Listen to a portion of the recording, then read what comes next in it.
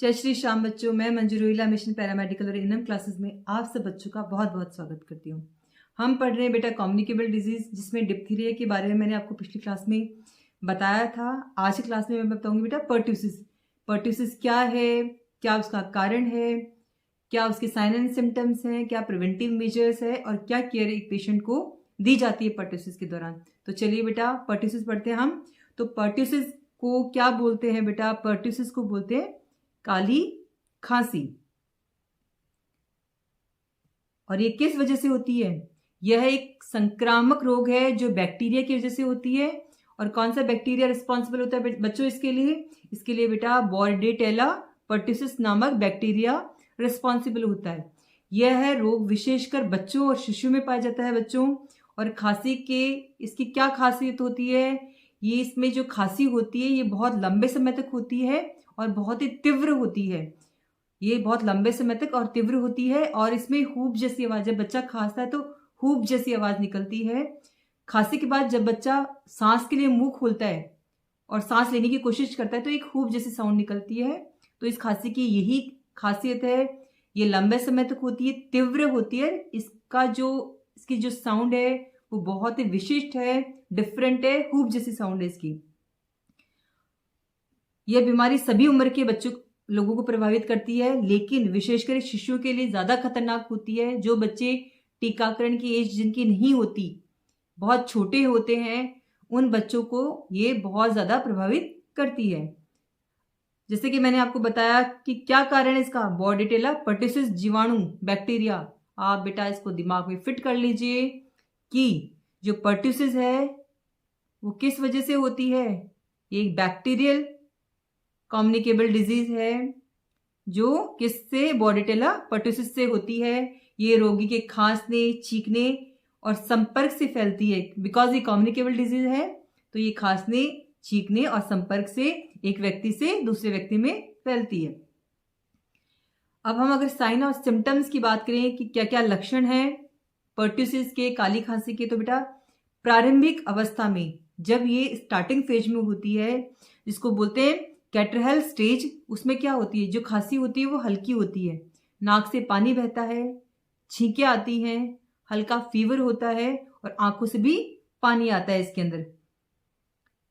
तीव्र अवस्था में जब ये थोड़ी तीव्र हो जाती है, थोड़ी और खतरनाक स्टेज पे पहुंच जाती है, पैरोक्सिस्मल स्टेज जिसको बोलते हैं, इसमें क्या होता है, बार बार खांसी आएगी, तेज खांसी के दौरे आएंगे, खांसी के बाद हुप हुप जैसी आवाज आएगी, सांस लेने में कठिनाई होगी क्योंकि ये आपके रेस्पिरेटरी सिस्टम को इफेक्ट करती है।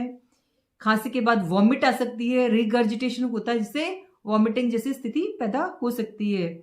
इसमें थकावट होगी और शिशुओं में सांस रुक सकता है, एपनिया हो सकता है, डिफिकल्टी इन ब्रीथिंग या एकदम सांस रुक सकता है। स्वास्थ्य लाभ की अवस्था, धीरे धीरे जब ट्रीटमेंट लिया जाता है तो धीरे धीरे स्वास्थ्य लाभ की अवस्था आती है, जिसके अंदर खांसी धीरे धीरे कम होने लगती है, वीकनेस आ जाती है और पूर्ण स्वस्थ होने में कई सप्ताह लग सकते हैं। अगर हम क्या देखभाल करेंगे, क्या नर्सिंग केयर करेंगे पर्ट्यूसिस के अंदर बेटा? रोगी को अलग कमरे में रखेंगे, आइसोलेट रखेंगे क्योंकि ये कम्युनिकेबल डिजीज है। उसको रेस्ट दिलाएंगे, जितना हो सके उसको एडवाइस करेंगे कि उसको आराम करना है। तरल आहार देंगे, पानी, सूप और दूध, ताकि क्या हो, डिहाइड्रेशन की कंडीशन से बच सके। तो उसको तरल आहार देंगे। खांसी के दौरान बच्चों को सीधा बिठाएंगे, स्ट्रेट बिठाएंगे बच्चे को। डॉक्टर द्वारा दी गई एंटीबायोटिक दवाएं समय पे देंगे। धूल, धुआं और ठंडी हवाओं से बचाएंगे और शिशु की सांसों पर विशेष निगरानी रखेंगे कि कहीं उसका सांस रुक ना जाए, उसको एपनिया की कंडीशन ना आ जाए, इसलिए उसकी सांसों पे विशेष ध्यान देंगे। उल्टी होने पर अगर वॉमिटिंग हो जाती है तो उसका मुंह साफ करेंगे। ये नर्सिंग केयर हम उपलब्ध कराएंगे पर्ट्यूसिस के पेशेंट को। अगर हम बात रोकथाम की करें, प्रिवेंशन की करें, तो बेटा सबसे प्रभावी कम्युनिकेबल डिजीज में जो सबसे प्रभावी तरीका है प्रिवेंशन का, वो है बेटा टीकाकरण। क्या है? टीकाकरण। डीपीटी या पेंटावेलेंट की वैक्सीन लगाएंगे, टीकाकरण कार्यक्रम का पालन करेंगे, रोगी से दूरी बनाए रखेंगे, उसको आइसोलेट रखेंगे, खांसते या छींकते समय मुंह पे रुमाल रखेंगे, हाथों की स्वच्छता का ध्यान रखेंगे, प्रॉपर हैंड वॉश करेंगे, हैंड हाइजीन मेंटेन रखेंगे, भीड़ भाड़ वाले स्थान से बचेंगे। पर्ट्यूसिस के अगर हम वैक्सीनेशन की बात करें बेटा, तो ये पेंटावेलेंट की जो वैक्सीन लगती है, जिसके अंदर क्या होती है, DPTHH, diphtheria, pertussis, tetanus, hepatitis B और हिब का टीका लगता है बच्चों। पर्ट्यूसिस का टीका जो पेंटावेलेंट डोज में ही आता है, वो सबसे पहले लगेगा बेटा, सबसे पहले लगेगा 6 वीक्स पे, पहली डोज लगती है 6 वीक्स पे, फिर 10 वीक्स पे लगती है, फिर 14 वीक्स पे लगती है। उसके बाद भी पर्ट्यूसिस का टीका लगता है बच्चों 1.5 ईयर्स पे। डीपीटी की जो बूस्टर डोज की पहली खुराक लगती है, उसमें पर्ट्यूसिस आता है। फिर जो नेक्स्ट डीपीटी की बूस्टर की डोज लगती है, वो लगती है 5 ईयर्स पे। 5 ईयर्स पे डीपीटी बूस्टर लगती है या पर्ट्यूसिस बूस्टर की डोज लगती है। तो ये डीपीटी का वैक्सीनेशन करके हम क्या कर सकते हैं बच्चों, डीपीटी वैक्सीनेशन से हम पर्ट्यूसिस से बच्चों को अपने को बचा सकते हैं। टीकाकरण कार्यक्रम देखिए, पर्ट्यूसिस कब कब लगता है, 6 वीक्स पे फर्स्ट डोज लगती है, 10 वीक्स पे सेकेंड डोज लगती है, 14 वीक्स पे थर्ड डोज लगती है, 16 to 24 मंथ्स पे डीपीटी की बूस्टर फर्स्ट डोज लगती है और 5 वीक्स पे डीपीटी बूस्टर सेकेंड डोज लगती है। तो इस टीकाकरण का अपन अच्छे से पालन करके अपने बच्चे को, अपने आसपास के बच्चों को किससे, पर्ट्यूसिस नामक संक्रामक रोग से बचा सकते हैं। कारण या जोखिम कारक, क्या क्या कारण होते हैं, क्या क्या जोखिम कारक होते हैं बेटा, रिस्क फैक्टर कौन से होते हैं रिस्क फैक्टर्स। तो पहला बताएंगे संक्रामक या पर्यावरणीय कारक। पर्ट्यूसिस का कारण होता है बॉर्डेटेला पर्ट्यूसिस बैक्टीरिया बेटा, जो संक्रमित व्यक्ति के खांसने छींकने पर सांसों की बूंदों के माध्यम से फैलता है। भीड़ भाड़ी वाली जगहों जैसे पर्यावरणीय कारक संक्रमण के जोखिम को बढ़ा सकते हैं। अगर हम आनुवांशिक हेरिडिटरी या सब प्रशिक्षित प्रतिरक्षी कारकों की बात करें, तो पर्ट्यूसिस के कोई ज्ञात आनुवांशिक या सब प्रतिरक्षी कारक नहीं है। नोन इसके कॉजेस हमको नहीं पता है। यह रोग मुख्य रूप से संक्रामक है, कम्युनिकेबल है, जबकि कुछ व्यक्तियों में श्वसन संक्रमण के लिए आनुवांशिक प्रवृत्ति हो सकती है। कुछ लोगों में जो रेस्पिरेटरी डिजीज है वो हेरिडेटरी आनुवांशिक हो सकते हैं, जो इनको विरासत में मिलते हैं। यह सीधे पर्ट्यूसिस का कारण नहीं बनता, यह लेकिन जो आनुवांशिक रेस्पिरेटरी रोग है वो सीधा ही पर्ट्यूसिस का रीजन नहीं बनता। प्रमुख जोखिम कारक रिस्क फैक्टर कौन कौन से बेटा, अगर 1 वर्ष से कम उम्र के शिशु में गंभीर जटिलताओं का खतरा सबसे अधिक होता है। जो 1 साल तक के शिशु हैं, पर्ट्यूसिस होने का खतरा जोखिम उनमें बहुत अधिक होता है। अगर वैक्सीनेशन की कंडीशन की बात करें हम, तो जिन व्यक्तियों को टीका नहीं लगाया गया है या जिनके डोजेस कम लगाए गए हैं, टीके कम लगाए गए हैं, वह अधिक जोखिम में होते हैं।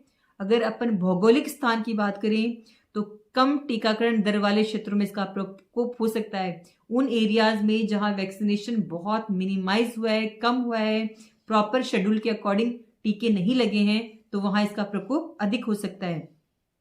या फिर पहले से श्वसन संबंधी समस्या या कमजोर इम्यूनिटी सिस्टम है जिसका, वो अधिक संवेदनशील है। इसमें अगर किसको पहले से ही रेस्पिरेटरी डिजीज है या उसकी इम्यूनिटी बहुत ही डाउन है, तो उनको ये रोग होने का खतरा अधिक होता है, जोखिम अधिक होता है। चेतावनी के क्या क्या संकेत हैं, तो बेटा यदि आप या आपका बच्चा निम्नलिखित अनुभव करे तो तुरंत डॉक्टर की सहायता लें। क्या अनुभव करें, सांस लेने में तकलीफ अनुभव करें, अगर उसकी स्किन, उसकी त्वचा नीला या बैंगनी रंग की हो गई हो, साइनोसिस हो गया हो, लैक ऑफ ऑक्सीजन हो गई हो बॉडी के अंदर, बॉडी सेल्स के अंदर, तो तुरंत डॉक्टर की सलाह ले बेटा। अगर उसको लगातार तेज बुखार है तो तुरंत डॉक्टर के पास जाएं। गंभीर निर्जलीकरण है, डिहाइड्रेशन है, तो consult your doctor as soon as possible. अगर हम निदान की बात करें तो डायग्नोसिस की बात करें बच्चों,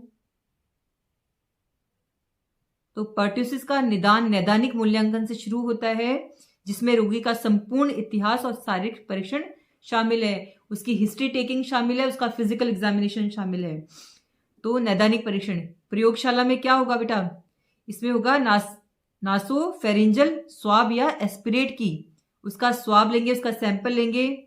उपस्थिति के लिए परीक्षण किया जा सकता है, बोर्डेटेला पर्ट्यूसिस की उपस्थिति के लिए उसका सैंपल ले सकते हैं। अन्य श्वसनीय स्थितियों की जांच के लिए छाती का एक्सरे कराया जा सकता है। इसमें तो कौन कौन सी जांच हो गई बच्चों, एक तो हो गई नेसोफेरेंजियल स्वाब सैंपल लेना, एक क्या हो गया बेटा, एक्सरे हो गया इसमें डायग्नोसिस में।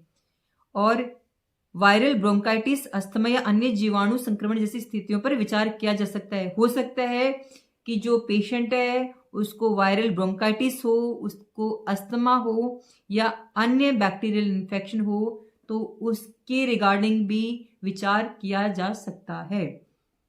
अगर हम चिकित्सीय इलाज की बात करें कि अगर पर्ट्यूसिस हो गया तो क्या मेडिकल ट्रीटमेंट देना चाहिए, तो बेटा अगर पर्ट्यूसिस हो गया तो एंटीबायोटिक्स लक्षणों की गंभीरता और अवधि को कम करने के लिए आमतौर पर एजिथ्रोमाइसिन दी जाती है इसके अंदर बेटा।